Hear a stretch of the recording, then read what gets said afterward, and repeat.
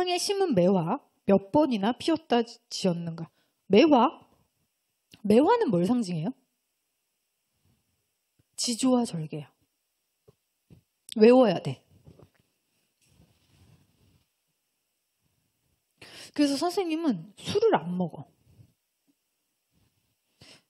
그냥 모르겠어. 타고나길 그렇게 타고났나? 술, 담배 이런 거 있죠? 몸에 안 좋다 그러면 안 해요. 그 몸에 좋다 그러면 그거 되게 해.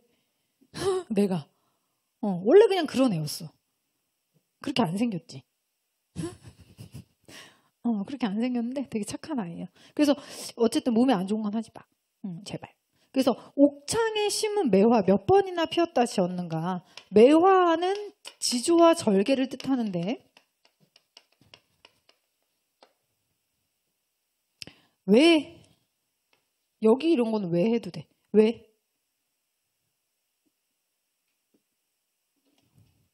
니네 부모님이 어디 야 우리 놀러 가자 이러면은 어디를 나는 놀러 가는 거 좋아하냐면 예를 들면 유럽에 갔어. 외국에 여행을 갔어. 그럼 선생님이 항상 가는 데가 있어. 너무 진짜 선비 같은데 약간 조금 애들이 좀 이해를 약간 못하는데 미술관 있죠. 일본 기껏 가가지고 일본의 미술관 막 가서 보고 오고 유럽에 뭐 프랑스, 영국, 뭐 이탈리아 다 미술관은 무조건 집어넣어. 하루가 다 미술관이야. 그런 경우가 되게 많은데 매화가 왜 지조와 절개일까? 왜? 지금 니네 내가 무슨 얘기하는 거냐면 섬진강이라고 알아요? 우리나라 있으면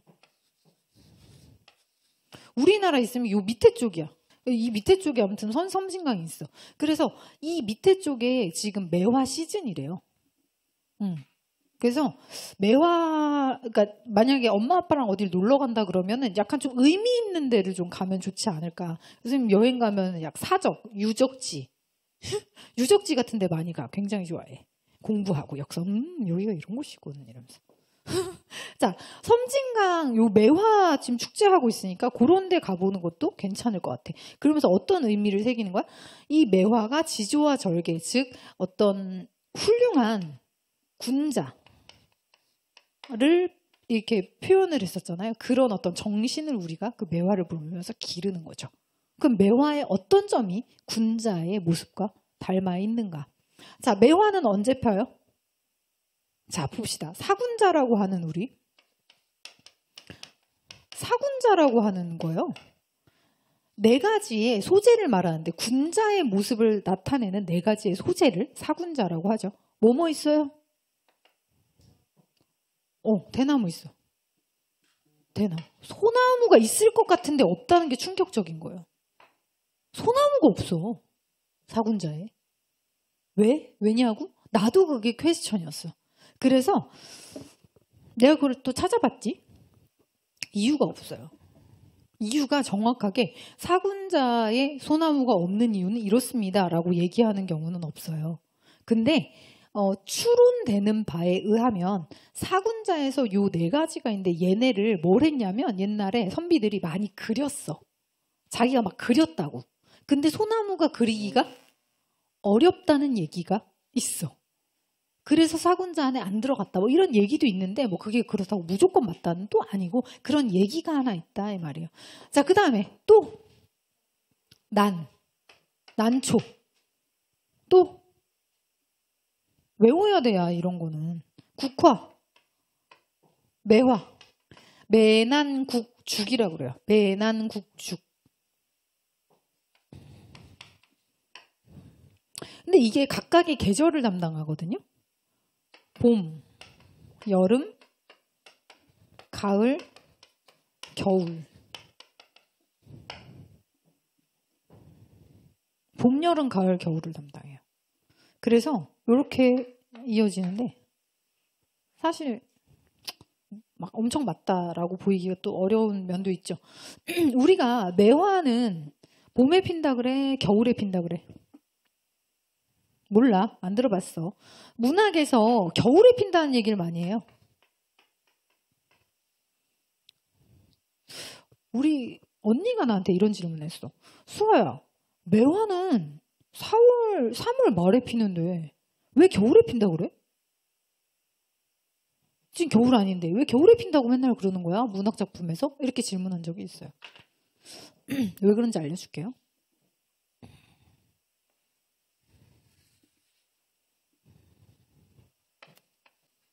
이런 말 있죠. Everything is nothing. 이게 뭔지 알아요? 극과 극이 되게 통한다라는 말이거든요. 자기야, 나 어디가 이뻐? 이랬는데, 다 이뻐, 다. 너무 성의가 없지. 그치? 다는 뭐야? Everything은 nothing이란 얘기잖아. 성의가 없어. 자, 극과 극은 통하는데 내가 이 얘기를 왜 하냐? 극과 극이 맞닿아 있기 때문이에요. 우리가 커플이 되면 커플 뭘 한다? 링을 한다. 커플 링을 하는 의미가 뭐라고? 여기가 처음 시작이야. 그래서 한 바퀴를 돌았어. 그래서 끝이 났어. 근데 끝이 어디야? 다시 시작이야. 그래서 다시 돌았어. 다시 또 끝이 시작이야. 끊임이 없어. 영원을 얘기하죠.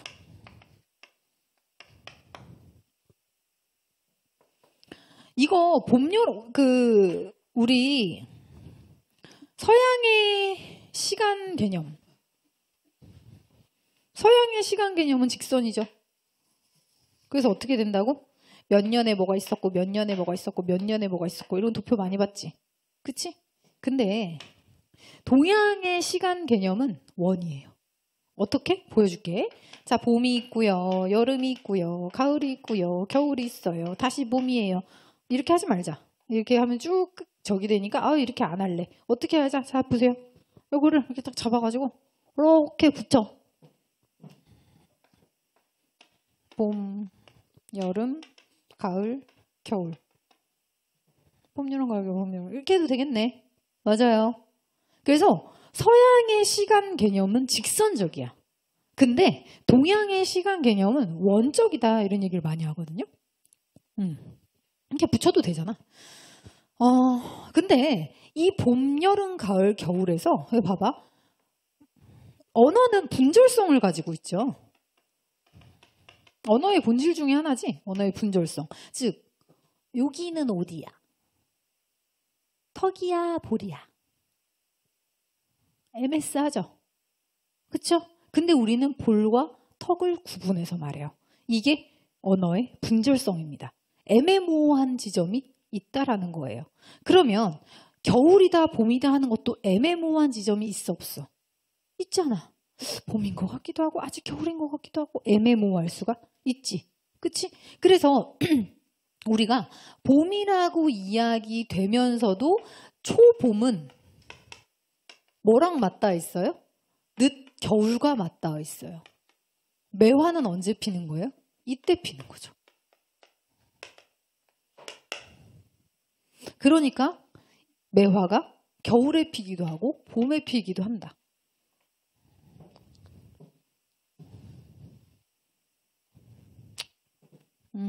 그래서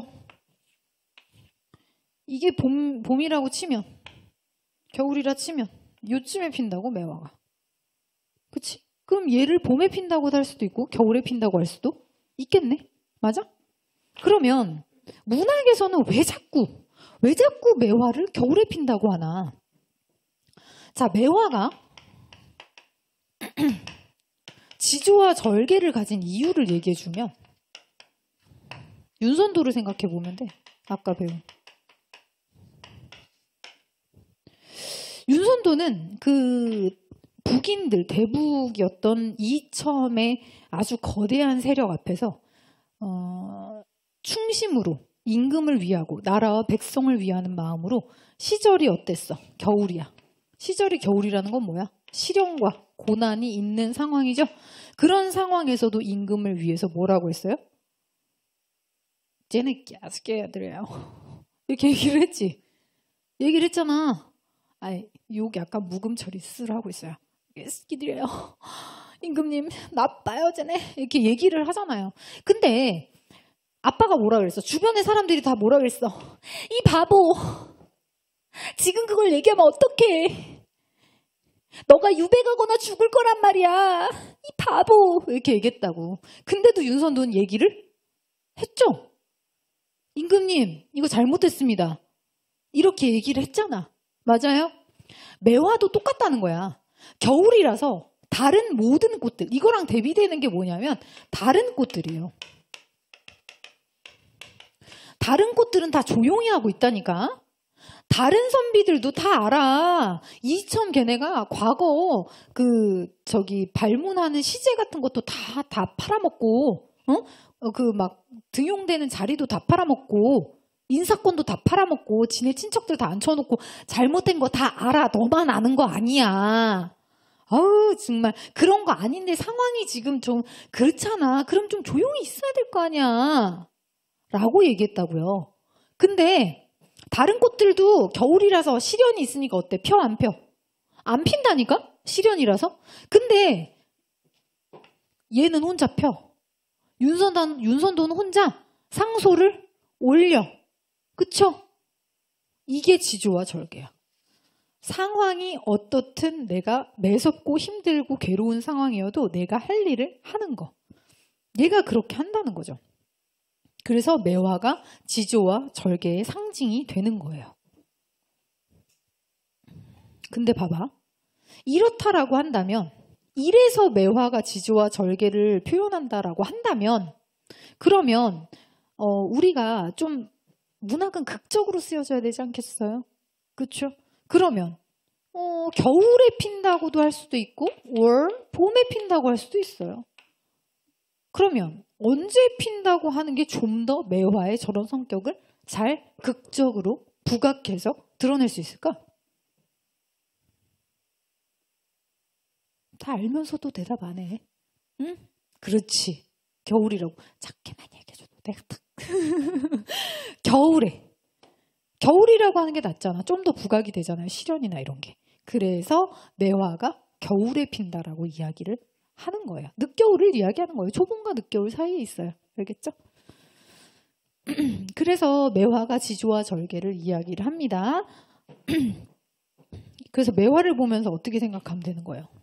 여러분들 앞으로 매화를 보면서 이런 시련에도 굴하지 않고 자신의 뜻을 피워내는, 되게 작잖아요. 매화가 또.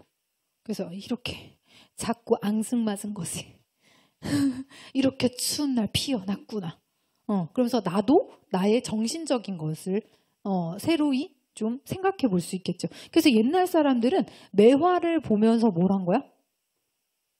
자신의 정신적인 수양에 도움을 받으려고 했단 말이에요. 다시 한번 그 가치를 되새기고. 사군자. 그러면 매화는 그렇다 치자고. 난초는 어떤데? 사군자라며. 각각의 의미가 다 있을 거 아니야. 얘는 시련에도 불구하고 본인이 할 일을 하기 때문에 할 일을 함, 도리를 함. 그죠? 이런 사람이 멋진 사람이야. 매화 멋져. 그 다음에 난초는 얘는 좀만 춥잖아요? 딱 이러고 죽어요. 관리를 잘 못하면 금방 죽어, 난초가. 그럼 왜 얘는 군자야? 추우면 바로 죽어버린다니까? 난초는? 매화처럼 추운데 막 피고 이러지 않아요. 근데 난초는 왜 군자일까? 예뻐서. 아니에요.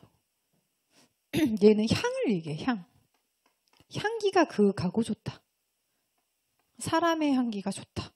그래서 군자의 인품의 향기가 난초의 향기와 닮았다라고 이야기를 합니다.